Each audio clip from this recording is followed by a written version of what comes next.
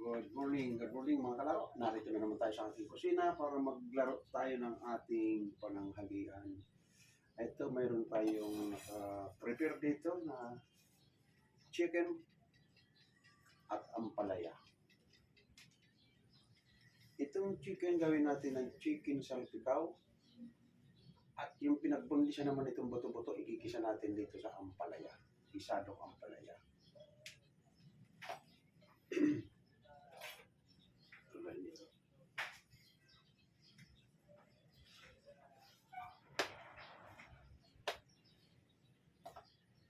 Ngayon palagi akong bumibili ng chicken kasi mas matimbang ang sarili ko na chicken ang kakainin kaysa baboy. Baboy kasi delikado, katulad namin mga may edad na, delikado sa baboy. Kaya mahilig akong madalas ay chicken or isda. Mahirap sa kaming baboy, magtiwala, baka bigla tayong mapasama.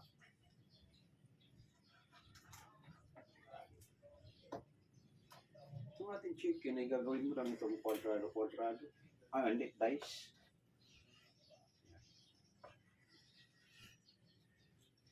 Ang ating chicken salpikaw, i-marinate lang natin sa soy sauce at oyster sauce.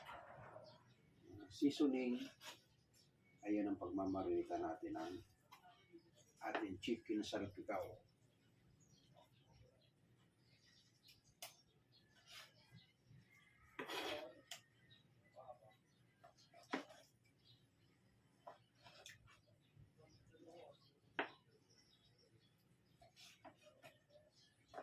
At yung ampalaya naman natin, igigisa natin no water yan, kundi katas niya. At lagyan natin ng kaunting itlog, katas ng kamatis, sibuyas.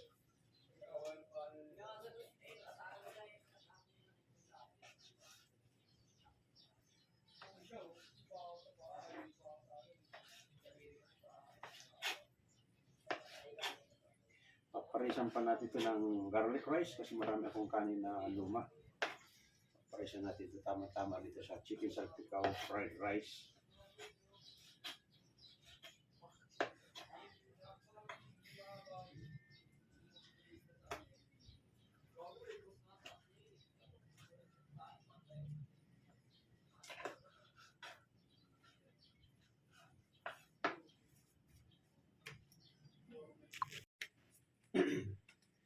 Ito, nag-prepare na natin yung chicken salpikaw. Ito naman ang gagawin natin yung panggisa niya sa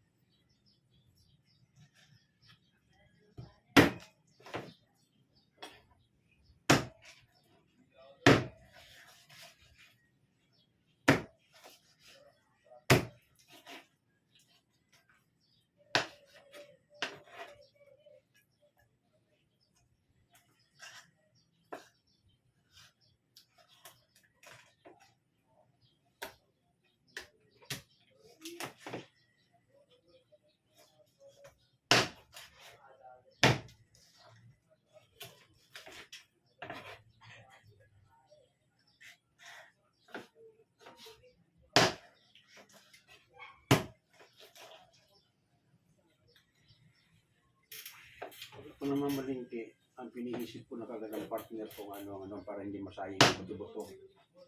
Ay medyo matagal na ko hindi nakakain ng ampalaya, kaya ito susunod ko ampalaya.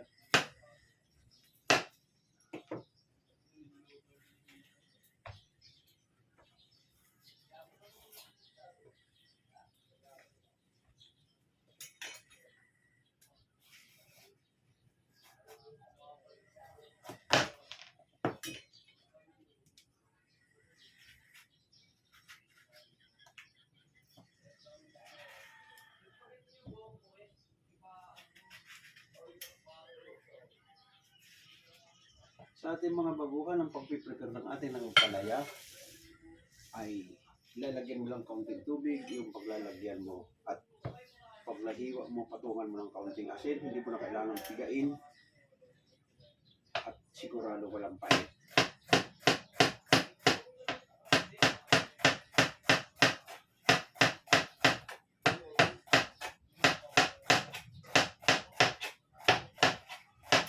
kasi pinitiga pa ako, hindi ko na pinitiga. Binababad ko na sa konting tubig na may asin.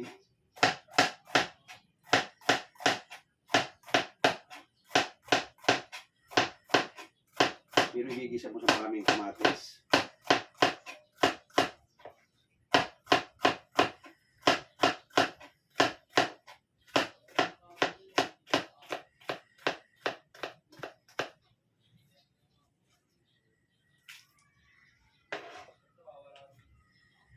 Ganun lang ang preparasyon natin sa ating ampalaya. Pag kayo'y naghanda ng ampalaya para hindi mapait, yan, lalagyan mo lang ng kaunting tubig ito. May tubig na ito.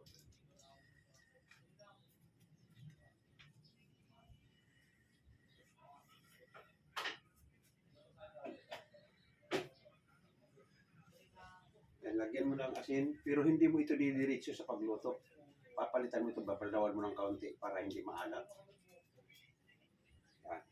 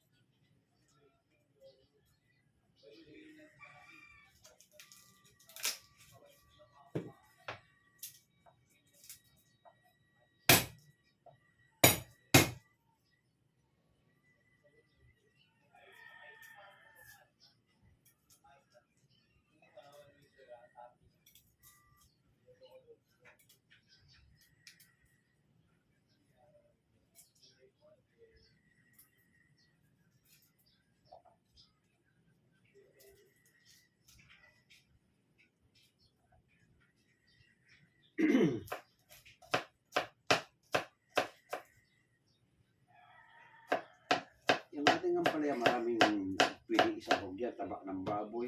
Masarap din tabak ng baboy. Kinasa mo. Sa dilata naman ay pwede yung flakes tuna, yung natural. Masarap din yung sa ampalaya.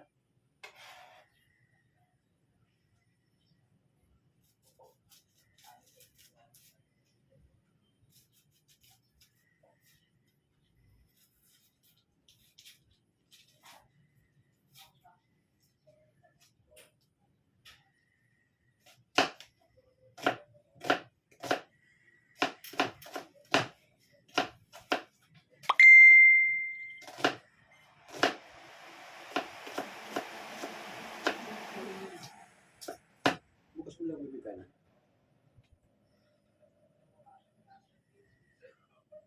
Bukas mo bintana.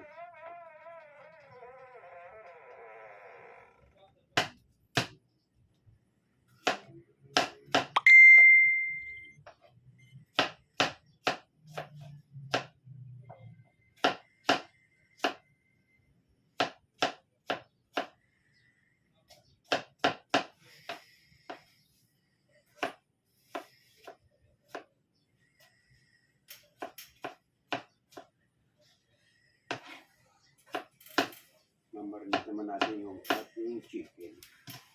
Ito, naka-ready na lahat yung pang-gisa natin sa ampalaya.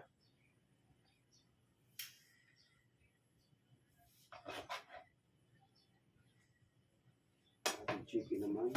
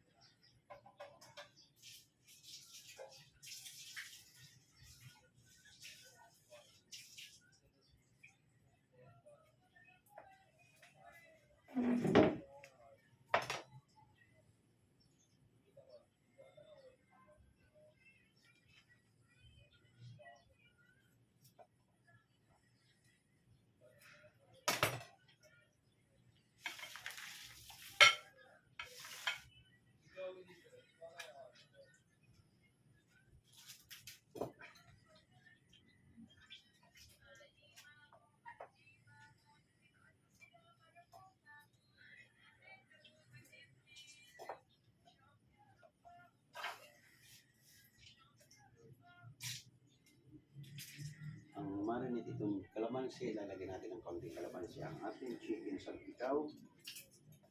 Ayan.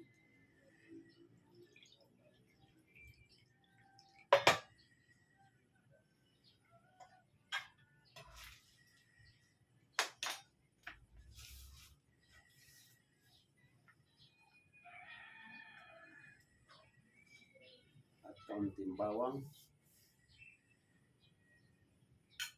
Kaunting pamintang durog.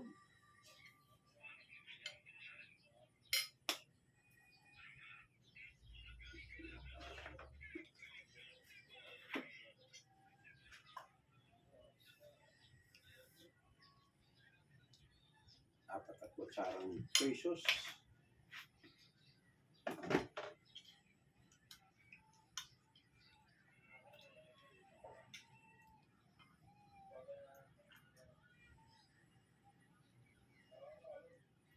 At oyster sauce.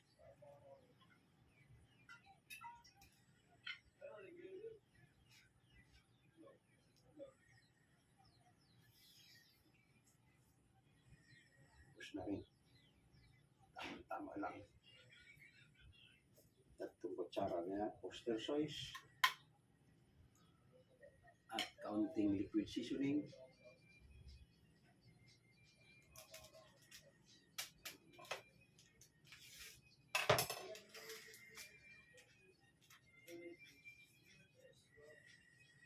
Ayan. Ganun lang po ang preparasyon natin ng chicken salpikaw. Igigisa natin ito sa bawang lang. At pag na-reduce na, igigisa natin ito naman sa butter ang mushroom. Itataping natin sa chicken salpikaw.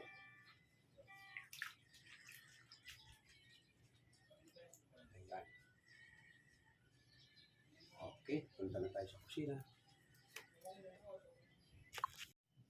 Okay, okay, narito na tayo sa tapat ng kalan. Ang unang igisa natin, ito yung chicken salpikaw.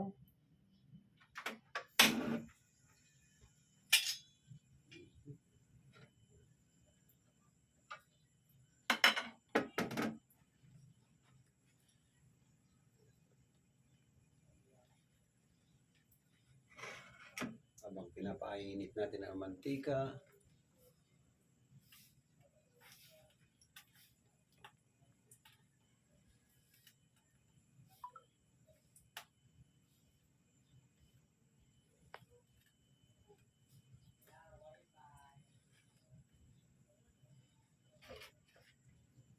malamig pa ang kawali natin, papainitin na natin.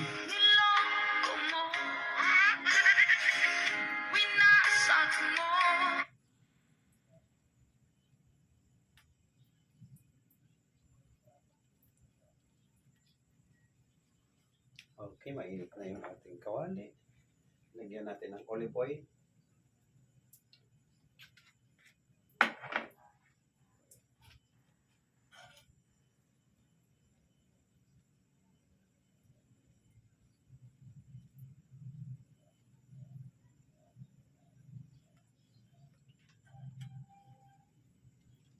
Lagyan natin ng kaunting bawang.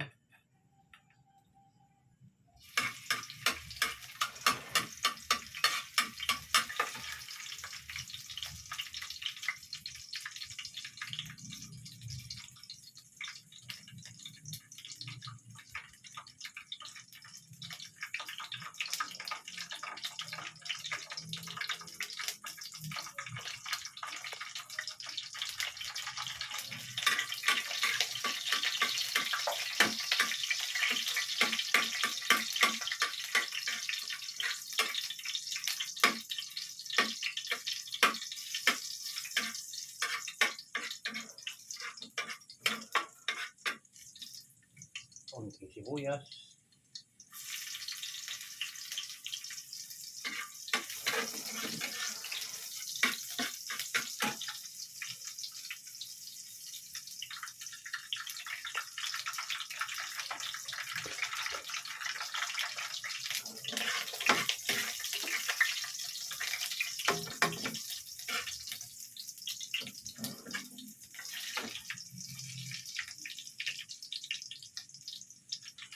Hindi natin isasabay yung sabaw kasi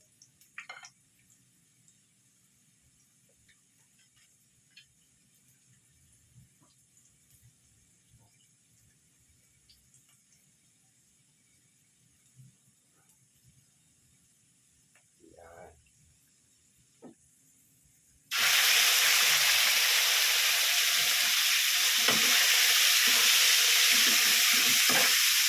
Ganun lang po ang ating chicken sa sitaw.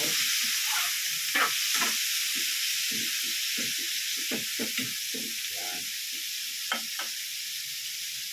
Habang inaayos natin yan, ito natin at ililisan naman natin ang palaya. Malatin.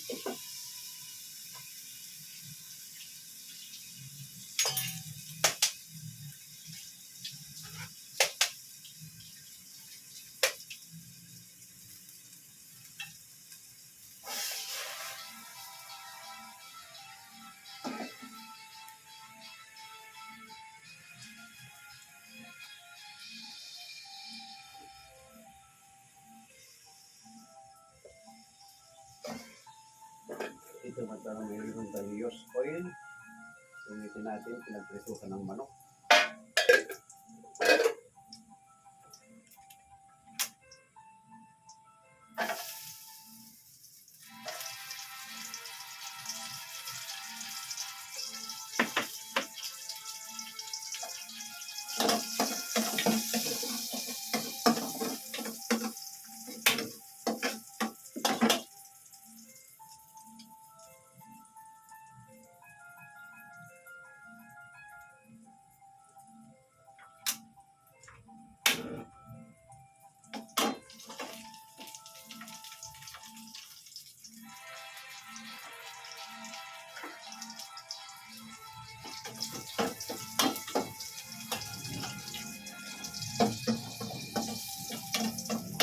Yung ating chicken salpikaw hanggang ma-reduce niya yung katas ng manok.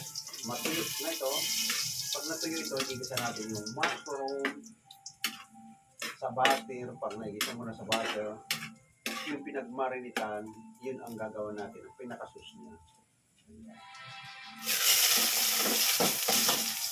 Sunod natin ang sibuyas.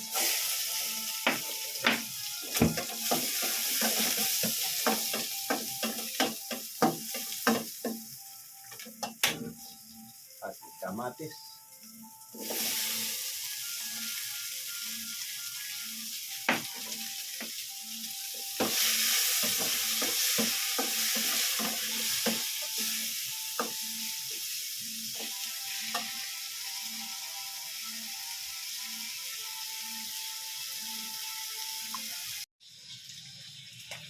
Ito na yung ating chicken salpikaw. Pagpalitin natin ito para makita natin.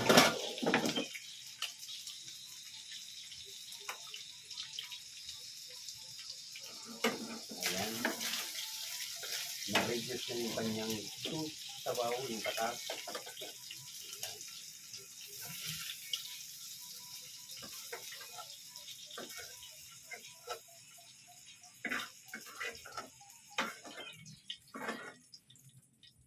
Gano'n na po. Isunod natin yung mushroom.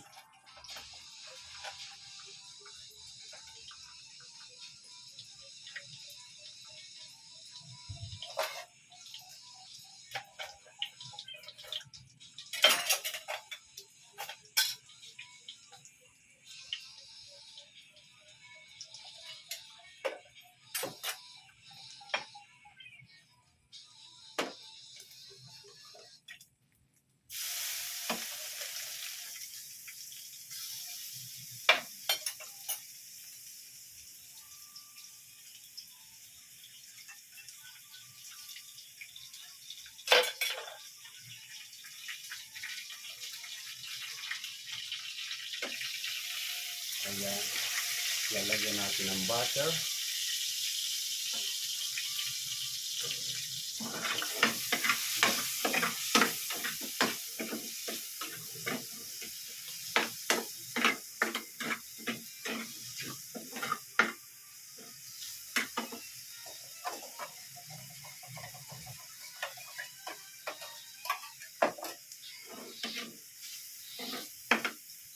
Ayan na po yung is mushroom na ilalagay natin sa chicken salsa. Ayan. Inisa natin sa butter. At yung pinagmarinita naman, ilalagay natin sa kanya para ilagay natin ng konting sauce.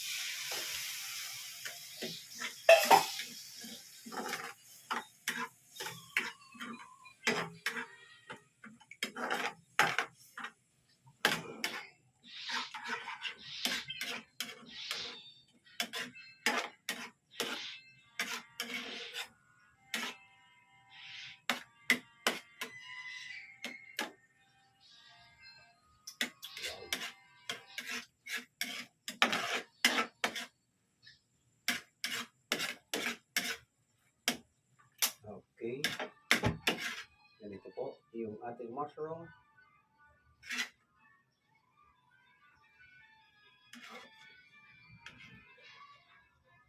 Ayan po. Sarap niya sa fried rice. Ayan.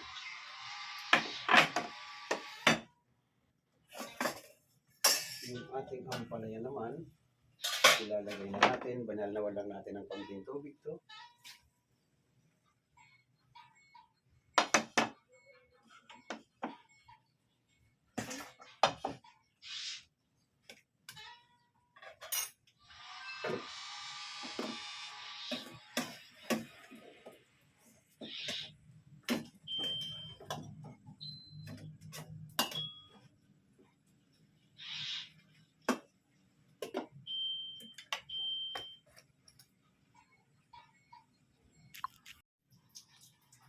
Ito na yung ating ampalaya. At yung fried rice.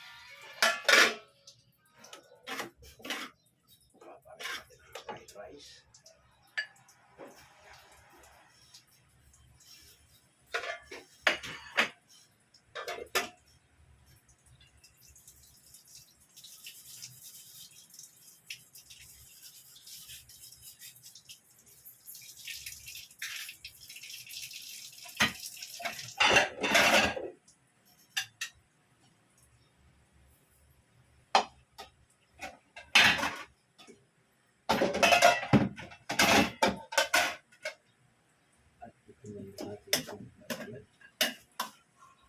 Ang tubig, hindi tatas lang ng gulay ang pinangluto natin dito.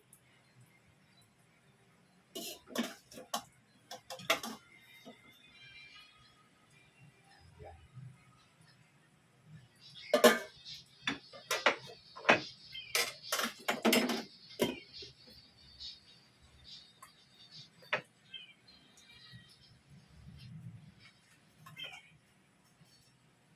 Ito na po yung ating gisadong ampalaya. Natin sa dining. English na.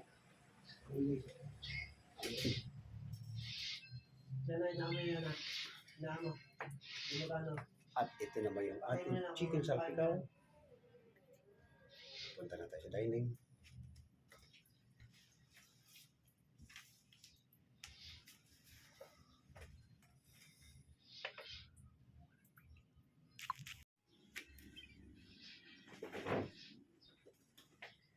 Ito na po yung ating finished product na chicken salpikaw at gisadong ampalaya. Ayan, nilagyan natin ng konting itlog kaya naging creamy siya. At pinaresa natin ng garlic rice. Ayan.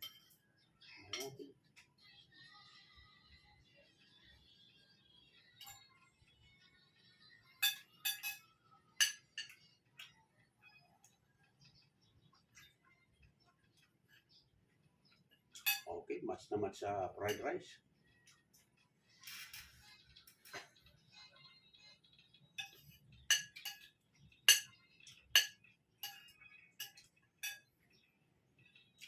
Hindi ka pasok sa langaw. Hindi pumasok na langaw. Yung ating ampalaya naman, ang pinanggisan natin dito, yung pinagbunlisan ng ating chicken breast para hindi masayang. Pag ako nagluluto, pinaplano ko na talaga yan. Kung ano ang paglulutuan ng pinagbunlisan.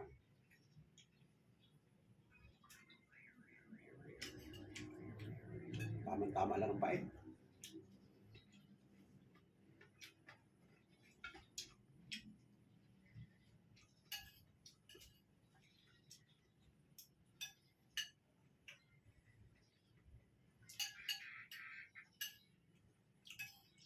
Pangit naman kasi pag walang kaunting pait.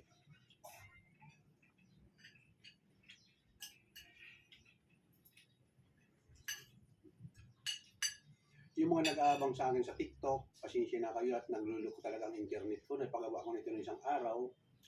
Pero ngayon ay mahina, hindi tumatakbo. Tatawag ko na naman natin mamaya ito. Kaya yun, wala akong TikTok kundi ayan lang na nasa YouTube lang tayo.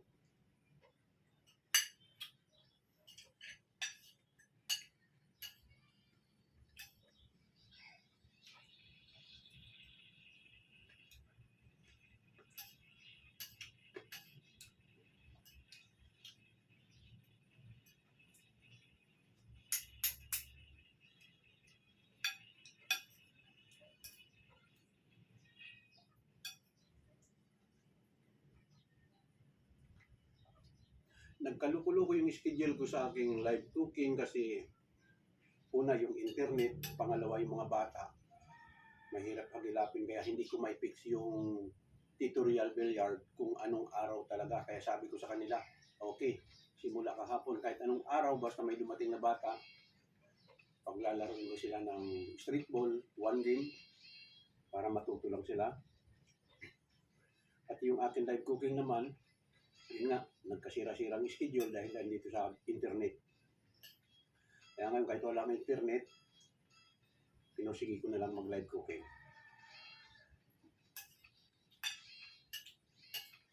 Yun, nakadita lang ako.